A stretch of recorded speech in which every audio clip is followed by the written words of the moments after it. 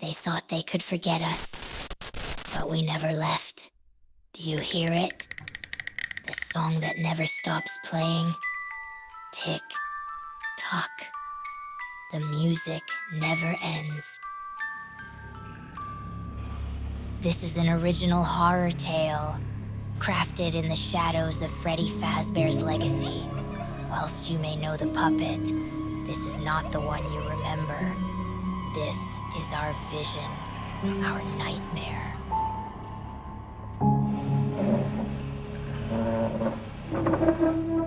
This is the story of the one who was left behind. The pizzeria had been silent for years. Dust settled over the counters where happy children once ate greasy pizza. The neon glow of old signs flickered like dying embers, casting faint shadows across the empty booths. But silence was a lie. Even after all these years, something still lingered. Ethan, the new security guard, had heard all the stories before. Every night shift worker before him had quit within weeks. They muttered about strange noises, flickering lights, and a damned music box that just played on its own. He had laughed it off until tonight. At first, it was nothing. Just the usual paranoia of a man sitting alone in an abandoned restaurant at 3 a.m. But then, the music started. Shh, do you hear it? The music box. It never stops playing. Not for me, not for you. Lined with arcade machines and the worn-down remnants of a place once filled with joy, but something shifted. Just a shadow at first, barely noticeable, but very much there. The camera feed flickered. Ethan sat up straight, adjusting his screen. That's when he saw it.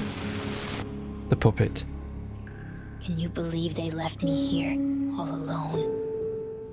As Ethan stared at the screen, the figure was different. Dark streaks ran from its hollow eyes, trailing down its porcelain face like inky tears. It looked wrong, twisted, and then, as if it knew it was being watched. He watched and did nothing. Its head snapped towards the camera. The screen glitched. For a fraction of a second, static washed over the feed, and then the puppet was gone. Ethan's breath hitched. He turned his head to the dark hallway, his flashlight trembling in his grip. The music box had stopped, but in the silence, something else took its place. A whisper. Low at first, indistinct, like a voice carried from another room, barely brushing against reality. And it wasn't alone. Multiple voices layered upon each other, crying, pleading. Ethan stepped back. His heartbeat thundered in his ears. Then, from the static of the old broken speakers overhead, a voice rasped through it. You could have saved us. Ethan's flashlight flickered. His hands were shaking. A distorted chime rang through the pizzeria, and then the arcade machines powered on, one by one. Their flickering neon screens displayed something he knew shouldn't have been there. It was surveillance footage. Not from tonight, but from years ago. The footage showed kids playing, laughing, eating at the very same tables now covered in dust. The restaurant had been full. It was alive. And then the lights went out. The footage flickered. The children were gone.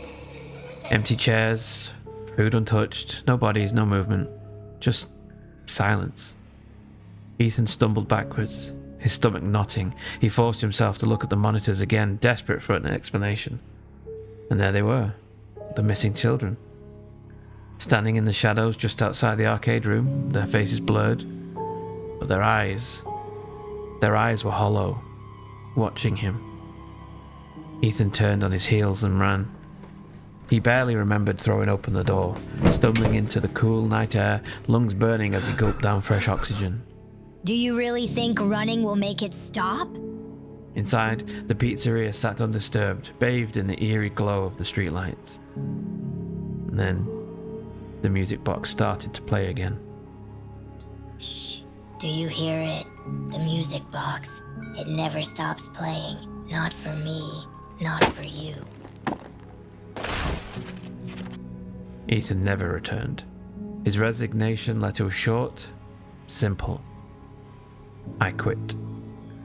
But sometimes, on quiet nights when the world is still and he's alone in his apartment, he swears he can still hear that song, that delicate, haunting tune winding itself up from the shadows, calling him back.